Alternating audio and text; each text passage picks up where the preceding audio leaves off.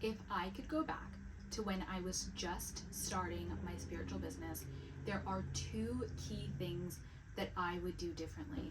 And so, no matter where you're at on your journey, whether you're just starting, whether you've been doing this for years, my intention with this video is to give you all the tea on exactly what matters most, exactly what your next move should be, so that you don't make the mistakes I did. These tips are going to get you to a comfortable place in your business where you're making good money and where you're able to really sustain yourself and to build from there. And especially if you are feeling like you're multi-passionate and you're just super creative and you have so many millions of ideas, this is exactly how I would have channeled my ideas differently if I was just starting. So stay tuned, this is going to be a really good one. If you're new to me, my name is Samara Kasai and I am a spiritual business coach. I have been running my own spiritual business for about 5 years now. I started off as a tarot reader and a meditation teacher, and now I help spiritual entrepreneurs grow their own thriving businesses within the holistic healing world, within the spirituality world, within the wellness space. And so if you are here and you're growing a spiritual business, you are in the right place, and I can't wait to get into this topic with you. So as I said, there are two things that I would do differently if I was starting my business over from scratch. The first thing I would do is I would focus on creating a deep, long-term, high-ticket mentorship program, and then I would funnel all of my creative energy into marketing. And so I'm going to unpack each of these. I'm going to give you the why behind them. I'm going to give you a bit of like how I would do this.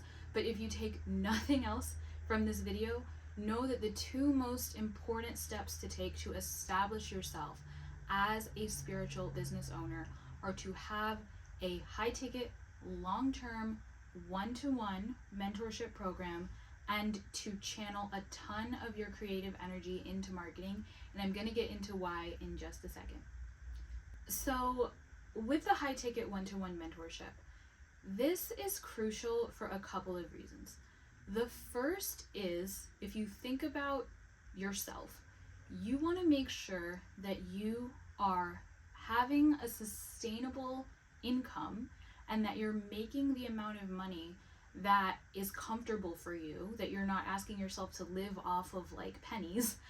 And the best way to do that when you are still establishing yourself is to make it so that each sale really, really counts.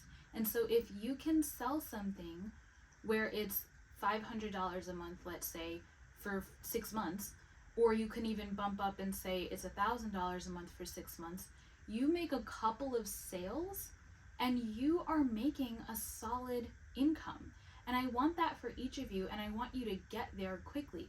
Because when you get to the point where you're making $5,000 or $10,000 a month, and it's very like, comfortable and easy for you, and you're not having to like fill these like massive launches with like 20, 30, 40, 50 people in order to get there, but you can really make like a handful of sales and really get there, that is going to give you the freedom and the flexibility to potentially leave a job if you're doing this on the side and you want to transition to being full-time.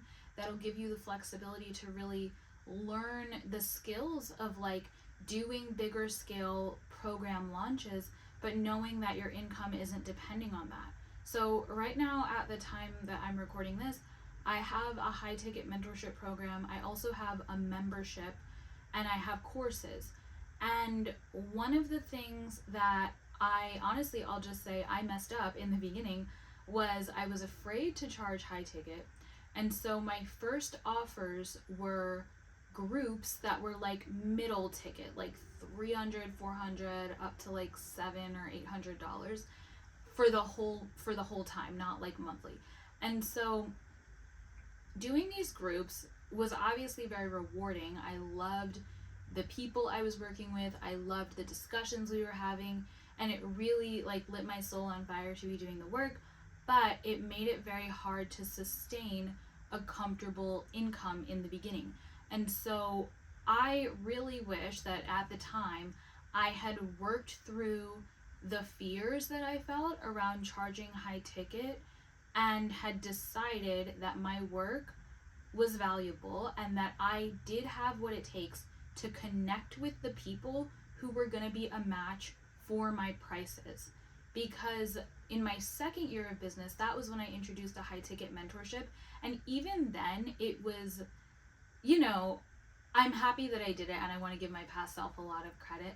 But I still had a lot of fear about, like, well, what if people can't pay for this? And, who's really going to want this? And it was funny because as soon as I did it, I got my first client like 24 hours later, like as soon as I announced it. And I think that was the universe just saying, like, yes, move in this direction. Like, this is what you're meant to be doing. But I did not necessarily have all of the confidence that I would have needed to keep focusing on that until my income got to the place where it was stable. And so if you are in this place and you're like, okay, yeah, Samara, I hear you make a high ticket mentorship program, but I'm not comfortable charging high ticket. I really, really want you to focus on remembering that there are people in the world who need your work, who you can really, really help. And your ability to help them does not actually correlate to how much money they have. Like, there are people who have the money to pay you $500 or $1,000 or $1,500 or even $2,000 a month. And those people are people you can really help. And when I started believing that I could really help people who had that amount of money, that was when it became easier for me to actually sell my high ticket mentorship. And that is when I started attracting like attorneys to me who were making like multiple six figures a year, or people whose families were wealthy, who had a lot of just like independent money regardless of how much they were making. And like the different kinds of people who were coming in were people who had the money to pay me and people who I could really help. And so start believing and really work on believing that there are people who you can really, really help who have the money to pay you and who have the money to pay you high ticket. And focus on filling whatever the number of spots is that you would need in that high ticket mentorship to be able to have a comfortable income for you. And so everyone's situation is different depending on various factors, but understand for yourself, like, what's the amount of money that would be comfortable for me to be making as an income, and how can I price my high ticket mentorship so that I could have 5 or 10 clients, and that could be that comfy, sustainable income for you. And so figure that out. And I'll talk a little bit more about like what this mentorship could look like, because I've guided people through the process of like how to create this for yourself, and depending on like what your industry is and stuff. And I also participate in these a lot as a client. So we'll get more into like brainstorming the design of it soon. But your first step is to really understand like, what is the amount of money that is going to be comfortable for you depending on your situation, and what is a price point that allows you to have a relatively low amount of clients, like anywhere I would say from 5 to 10 clients, where that number is going to give you the amount of money that you really want to make. And so figuring that out first, then let's get into like the design of the program. So you might already be listening to this knowing like this is exactly what I would do in a high ticket mentorship program. But I have definitely had clients before who are like, well, I have no idea what I would do, and I don't see anyone else in my industry doing this, and what would this even really look like for me? So I'm going to give you some examples of things that I've participated in as a client, things that I've seen other people do, and then also I have a high ticket mentorship, so I'll talk to you a little bit about how that has looked for me. So at this point, I'm a spiritual business coach for healers, and so my mentorship involves coaching sessions, and I'm a certified breathwork facilitator. So sometimes during those sessions, we'll use breathwork to process the different fears or the different like limiting beliefs or old stories that are coming up. We'll also use meditation to, create the vision or to get the next steps. So it's really like a combination of that somatic, like breathing and meditation work, and also talking. And my clients also have voice messaging access to me throughout the week. So it's a weekly session, and voice messenger throughout the week. And that is a year-long package. So that's what I do. Other things I have seen done. I honestly, what I want to say, I attribute a lot of my healing journey to the fact that one of my breathwork facilitators, Michelle Diavella, developed a 4-month program called Grounded Soul. It was $700 a month at the time, and then it went up to like $900 a month. And she developed this program where it was, at the time when I was doing it, a weekly session where we would talk a little bit, we would meditate, we do grounding meditation, and then we would breathe, do like breath work for the majority of the time. And then throughout the week, she was giving journal prompts, and she was also giving like short videos on processing emotions. So the journal prompts and the short videos were going out to every single client, and it was kind of like a standard thing that she had already developed. So these were like pre-recorded videos about handling depression or handling anxiety or fear of loss or grief or all these things. And it was like a video about different emotions with journal prompts to go along with each video. And so every week you were expected to go through the video and the journal prompts, and then on your session you were gonna recap with her what's come up for you over the week, and then get into a grounding meditation and then do the breath work. So if you are in any kind of like somatic healing, I can see this working well with Reiki. If you have a healing modality as the main thing that you do with your clients, this is a great way to structure a program. And so having potentially like materials for your clients to go throughout the week related to whatever the topic is that you help them with, and then in session you're catching up on how the week has gone for them, and then you're spending the majority of the session doing the healing work, doing the modality. And so that is another way that you could structure it if you're in more of like a healing profession. And then I also want to give a shout out to the people who are interested in divination or astrology, so my readers out there.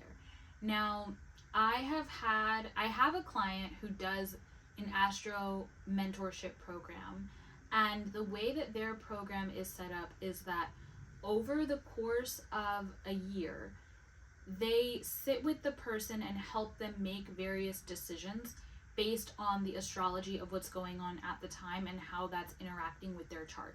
Now, I am not an astrologer, and so I'm not here to give you like the specifics of how that is set up, but if you're doing a long-term package that's for several months, you could create something where it's basically like we are going to check in periodically and use this modality, whether it is divination or astrology or anything that supports people in getting clarity and making decisions or understanding something more deeply. And you have time on your calendar basically to sit with this modality and use it to help you make decisions. And so all of this is to say there are various ways that you could craft your own work into a package and find the people who are wanting to work with you over the long term. The last example that I'll give is actually more of an apprenticeship type of package, and these are people who you are teaching them certain skills so that they can build their own either business or so that they can build a deeper personal practice. So I have seen one of my colleagues who does a sorceress apprenticeship, yeah. And she teaches mediumship, she teaches witchcraft, like candle magic. She also teaches tarot. She really just teaches like all of her spiritual tools, and they get a weekly session with her. And I don't know if she has a specific curriculum or if she I think it's tailored to the client, like whatever they come in wanting to learn, whether they come in wanting to learn more of a focus on candle magic or more of a focus on mediumship or more of a focus on whatever else they might be interested in. And she kind of works with them to develop their spiritual skill set, whatever it is that they want. And so that's another way that you could do it, where you might say, I have a ton of skills and modalities and I want to impart that onto someone who's interested in building a spiritual practice or in improving their spiritual practice. And so I am going to be apprenticing people in how to have the skills that I have built up over time. And so the Sorceress Apprenticeship that I'm mentioning, I believe it was a 6-month program and they got sessions every week. And so again, think about what you could do where you're giving people sessions. It doesn't have to be every week. It could be 3 sessions a month. It could be 2 sessions a month. But think about something that would feel really valuable that you could give that would really like enhance and transform someone's life because they had that time on their calendar, whether it's every week, 3 times a month, whatever. And then decide if you want to do anything in between sessions. So you could give them messaging access like I do. You could create a pre-recorded content for them to consume throughout the weeks as my teacher Michelle did, or you could do nothing. If you're like, I don't want to give them anything between sessions, you don't have to. But the point is, get your brain moving on how you could really create something super special that takes people on a journey that allows them to really transform. And I will say, just underlining, the most progress I've ever made on my healing journey was when I was in a one-to-one long-term container with someone I really trusted. And so this grounded soul thing that I'm mentioning, I did that for like a year. Like I was under one-to-one mentorship with Michelle for a year, and that year was deeply transformative for me. And then I went back like years later for another round of 4 months because I felt like I needed to go through a transformational process again. And that program always shifts a lot for me. It always unlocks me into the next level of healing whenever I go through it. And that's the kind of thing that we want to think about, is like, how can you create something that is going to unlock someone's next level of healing, of spiritual connection, of alignment in their life, like whatever it is that you help people do, like how can you do that in a way that brings people to their next level? So again, if I was completely starting over from scratch, if we could go back in time 5 years ago, I would focus on creating something that was deeply transformational and turning it into a high ticket, long-term mentorship style container. And I would focus on getting enough mentees so that my, baseline comfortable income was taken care of before I did anything else. And so the second thing that I want to talk about is, again, for those of you who are multi-passionate and who have a lot of different ideas, which is definitely true for me. I get so many ideas and I have so many things that I want to try and that I want to create and that I want to put into the world. And I have so many things that I want to help people with. And so there are 2 things that I would address, because I understand that if you're saying only focus on your high ticket mentorship, it's like, well, what do I do with all my other ideas? One thing that I want you to really do is focus on channeling that energy into marketing. But before I say that, because we're going to go deeper into marketing in a second, I want to also say there is so much freedom and flexibility in a one-to-one mentorship container, like more than people realize, because the conversations that you're having with your clients are so inspiring. I'm always getting ideas about my clients and about ways that I could help them and about things that they're going through. And I really feel like my one-to-one mentorship is like an anchor for me to get to really express all of my wisdom and my insights and my ideas. And it's very creatively fulfilling for me in a way that doesn't always feel true when I'm like, okay, this is a course and we have a curriculum and we got to stick to, like when I run my courses, it's like, okay, the topic is manifestation, or the topic is healing your relationship with money, or the topic is overcoming avoidance, or the topic is whatever. And so then it's like, okay, well, obviously I have a lot to say on this topic, but it's only on this topic. And when you have your private clients, it's like you can really talk about anything. And so I love having my private clients, and I do think that it is very creatively fulfilling to do this kind of work in the way that I'm describing, because you really get to have this like open channel of different things that you can talk about, because you're just talking to one human about whatever's going on with them. So one thing I would say, again, set up your mentorship in a way that's very creatively fulfilling and open-ended and gives you that breathing room. And then also channel your creative energy into marketing.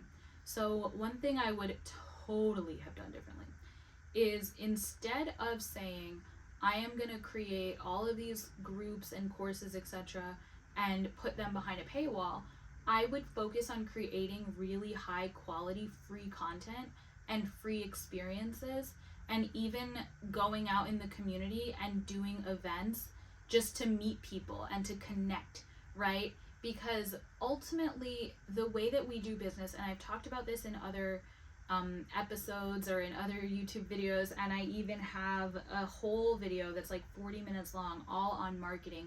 So I'll make sure that that's linked and you can find that easily. But the way that we do business as healers and as spiritual guides, and the work that we do is so based on human connection. Like, it's on people trusting us and having a relationship with us and wanting to open up to us. And so if you think about it that way, what you really need to focus on is getting in front of people, connecting with them, and building trust. And I did not prioritize that in the beginning. I mean, there were whole seasons where I just ghosted Instagram entirely. There were seasons where I ghosted my podcast entirely. There were seasons, like, when I think about how marketing looked in the beginning, I'm like, again, grateful to my past self, always grateful to my past self, but I'm like, oh, I really wish someone had made it clear to me that the most important thing that you need to do once you have something to sell is go out and connect with the people who are a right fit for it.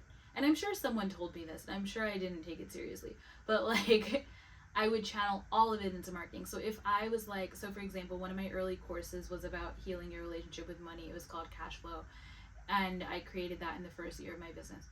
If I was doing it differently, I would create a ton of free value on helping people heal their relationship with money, and I would make that my main focus while I was selling my one-to-one mentorship package. So if you suddenly have a bunch of ideas about something you can help people with, film a YouTube video or create a podcast episode or do a free thing, like do something that helps people for free so that they can get to know you and learn from you and connect with you. And then those who are a fit are going to become a fit for your one-to-one package. And those who are interested in learning from you and working with you, and they're not in the position to afford your one-to-one package, that's totally fine. They can keep learning from you and working with you for free, and your income is sustainably accounted for because you've connected with the people who can pay you, right? Who are a fit for your prices. And so again, there's so much more I could say about like working through the pricing issues, and if that's something of interest, I can totally make another video just about healing your relationship with pricing. I will say I have a podcast episode called How to Confidently Charge 4 and 5 figures, and that's on my Cozy Co-Creation podcast. So if you want to get a head start, that is an episode that I recorded in 2022. So I probably do have more to say about it now because it's almost 2025, but that's a good place to get started. And by the time I recorded that episode, I was already feeling a lot more confident in terms of charging high tickets. So you can start to hear like how the evolution has gone. But marketing. Anytime I had a creative idea, I would make it into a piece of content, and I would throw some kind of free challenge. I would throw some kind of free masterclass. I would do something. This is what I would do if I was starting over. I would do something free, the whole purpose of which was to connect with people. And I would really do the marketing strategy that I have taught you, that I learned over time. Of obviously hindsight is 2020, but if I was just starting and someone handed me that marketing cheat sheet that I made for you all, that I will definitely link in the description below, but that 9-page document would be like my marketing Bible, and I would literally be following that thing to a T, and that would be all I did like alongside of working with my clients. That would be it. That would be the whole business model, is create a mentorship program and market using the marketing strategy that I taught you in my last video, and that I guide you through in my marketing cheat sheet. And that would be it. That'd be the whole thing. And so I hope this video has been helpful. I will say that over the past 5 years, it has not been all mistakes, right? I have learned a lot. There are many things that I did well. I would say the things that I would continue doing are making sure that I don't let myself get so in my head and feel like I have to do things perfectly before I can do them at all. Like, not knowing how to do something has never been an excuse for me to not do it. I always get in the arena and try something when it matters to me, and I don't talk myself out of it. I'm not super perfectionist about this. I just let things be what they are and trust that like the value and the gifts that are put inside of me are going to get me in front of all the right people, and I have felt that way since the beginning. And so that's something that I would continue on with, right? And so it's not like, you know, my past self didn't know what they were doing, because no one knows what they're doing in the beginning, but I'm definitely grateful for many of the things that my past self did, and there's definitely a lot that I would adjust looking at it in hindsight. So I hope this video has been supportive for you. Go out and create a high ticket mentorship if you don't already have one, and make sure that you are really focusing on marketing. And honestly, I would say just do those two things. Do those two things until your income is very comfortable. And once your income is very comfortable, play with making courses, play with memberships, play with other stuff. But do not get so focused on chasing like anything and everything in the beginning. In the beginning, just get yourself stable, get yourself comfortable, and then build from there. All right. That's it for me. I love you so much, and I hope you have a beautiful rest of your day. Take sweet care.